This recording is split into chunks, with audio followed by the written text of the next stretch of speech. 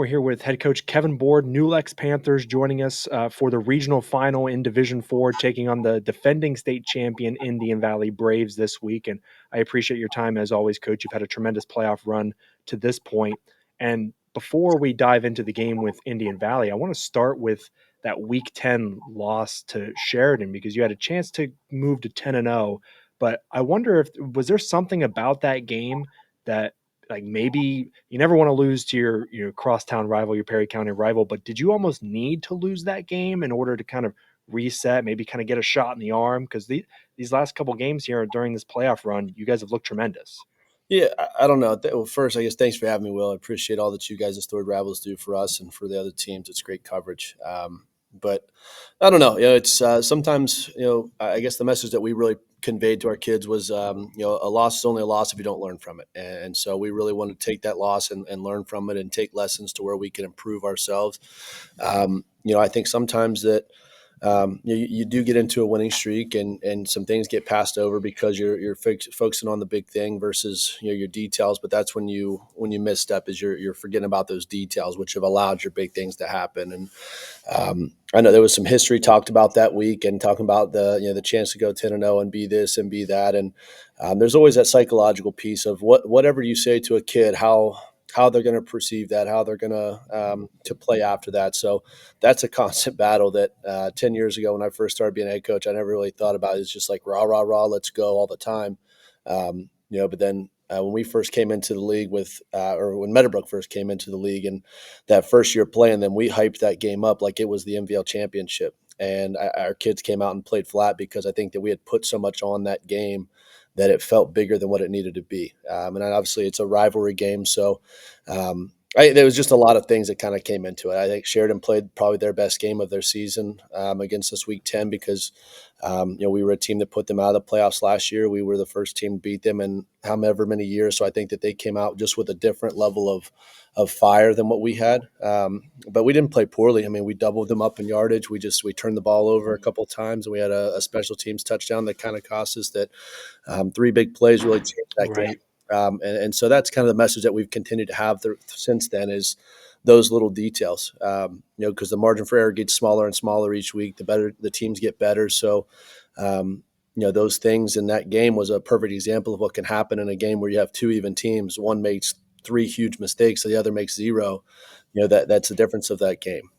So continuing to get better from that. I thought our guys really learned from it, and it did kind of refocus on what we needed to do, which sounds silly, like, well, why weren't you just focusing on it? But again, sometimes there's just a lot that goes on, and you get so focused on your week-to-week opponent that you do lose sight on some of those details a little bit. But I think our kids re-energized from that. They wanted to bounce back, and they've played tremendously the last 2 weeks after having that bye where we really focused on sharpening up some of those details.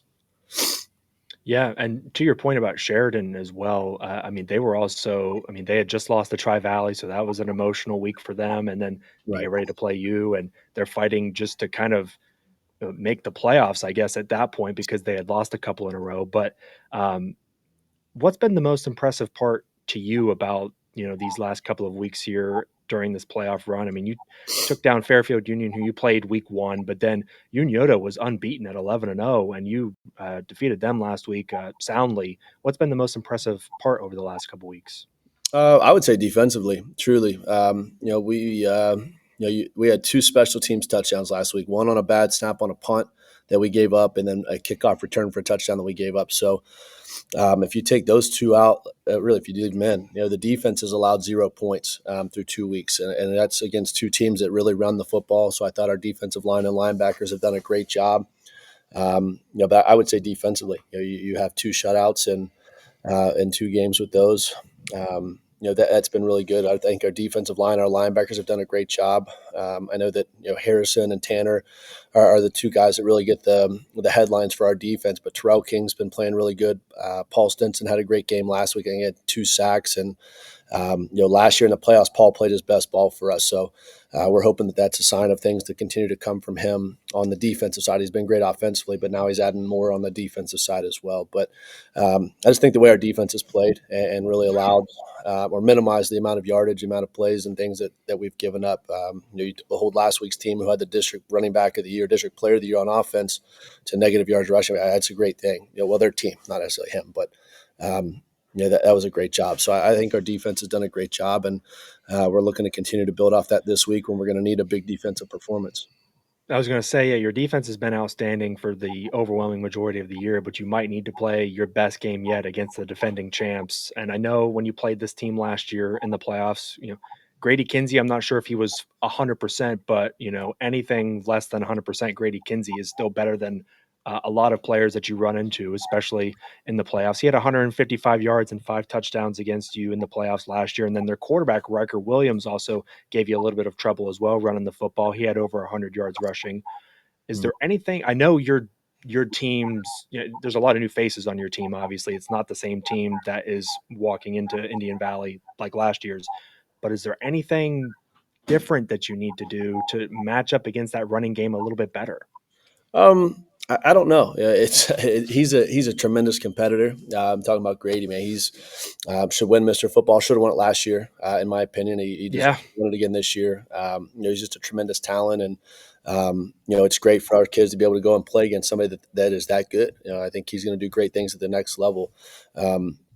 But if you look at his stat line, you just said like only 155 yards. That we did a decent job of what our game plan was, which was trying to minimize his big plays. If you look at his stat line in any other game last year, 200 plus. And so the only thing that we didn't execute at a great enough level was getting stops. We minimized, we cut his yards per carry from 13 down to 6. We made them earn and go up and down the field. That we minimized the big play, which is what our goal was. But at some point, you have to get them off the field.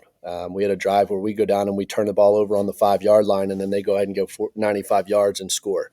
That's incredible. High school teams don't go 95 yards without making mistakes. So I think if we can continue to make them drive and put together 95-yard drives and put something together, man, again, at some point you got to tip your cap and say, well done. But it just doesn't happen a lot because some tends to be mistakes or a penalty, which sets you back. And now you're no longer down a distance. You end up punting or turning it over. So if there's one big difference, that's got to be it. We've got to get some stops on defense. I think we did force them to punt once last year, which was a stat in itself that not a lot of teams did that. But yeah. So if we can force them to punt and put them in a position where they can't just continue to control the game by scoring every time they have it, that's going to lend to success as well as putting points up when we have the ball. You can't give these guys a 2-touchdown lead and expect to play because they'll just milk the clock and run it out. So, we've got to go punch per punch. We got to get some stops or create turnovers. And again, that's what we talk about. It's two good teams playing, who's going to make the most amount of mistakes or who can make the fewest and come out on top. So we're going to try to manage it. He's going to get his yards. He's too good of an athlete and a player to not go out and perform at a high level. He's going to do that. The quarterback's a great athlete as well. So we've got to tackle, and we've got to tackle them early. If they get ahead of steam, they're tough to bring down. So we've got to get them at the line of scrimmage and finish the play when we have the opportunity, not allow those big plays to blossom after contact. Is it not as simple as just playing man on whatever receivers are lined up out wide, and then you just stuff the box with everybody else just to put as many hats on Grady and their quarterback as possible, whoever carries the football? I mean, like, I know that sounds way too simple. That's not how football works, but like, gotta try something, right? Yeah, that's if you're the guys that sit at home and watch football all weekend, that's what they would tell you. Well, just put everybody on the line of scrimmage. Right. It doesn't work that way. Right. That's the chess match of it. So obviously, those guys are the two that get the most carries for them, the most touches in their offense. But what you don't necessarily understand is the X's and O's behind it. That the concepts that they're running on the offense, where they're pulling one or two guys and getting extra gaps to the play side. They can run strong, they can run weak. But they'll formation you where they'll put 3 receivers or 2 receivers plus 3-man offensive line service. So you have to account for the receivers, so that widens you out. But then they're going to hit you right now. And if you do stuff it and then they bounce, if you put everybody at the line of scrimmage, you don't have levels to your defense. And so Right. it's not as simple as just put everybody in the box Yeah. and tackles. It's a little bit more intricate than that. So we've got to be able to fit the runs and finish the plays when we have the opportunity to. Obviously, we've got to be able to do some things differently that You can't just sit in one front because they'll say, well, if this is what they do, then we'll line up this formation until they find one that they like where they have a numbers advantage, and then they'll take advantage of that. So we just got to be able to mix in our fronts and our pressures and different coverages to be able to maybe provide a little bit of uncertainty in what we're doing for them. So you can't just say, well, when we do this, they do that. It's a given. A lot of teams when you play like more of a spread team, teams when they go trips, teams tend to have one or two. This is my trips check, so you can get to them into that check and then attack them in a certain way. So same thing. They're going to try to see what formation, because they run a bunch of them, what formations give you trouble because you don't have the numbers to be able to fill the gaps, and then they're going to attack you that way. So like I said, that's the fun part. That's what's kept a defensive coordinator up the last 3 days at night, Sure. trying to find a way to fit it, but there's just no way. My favorite story, I think one of my favorite, I can't say my favorite, but of coaching, we were playing Coshocton one year, who's a wing T, and that's an offense that is very challenging to stop because you just don't ever have enough hats everywhere. And we went through a Right. game meeting one time, and we defended every formation. We felt so good. We had our last formation, and the coach said, I think we got 12 guys on the board, and we were drawing them up. And as you look, and we sure enough did have 12 guys on the whiteboard, so we had to redo that. And it's like, well, did we have that? Yes, we did. Every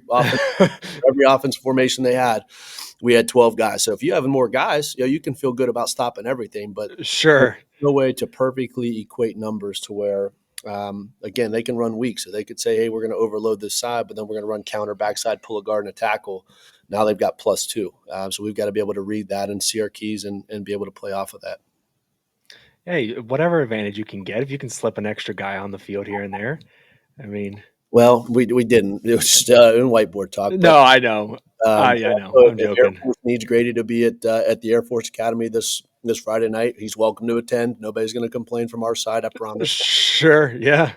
No, but listen, love learning a little football here on a Wednesday. Hey, I appreciate you you hopping on, coach, and talking football, man, for 10 plus minutes. And best of luck against Indian Valley, the defending state champs. It's going to be a great game to watch. We're looking forward to being there, and I always appreciate you giving me 10 minutes to talk football, man. thanks a lot, Will. I appreciate you and all that you guys do. Thank you very much.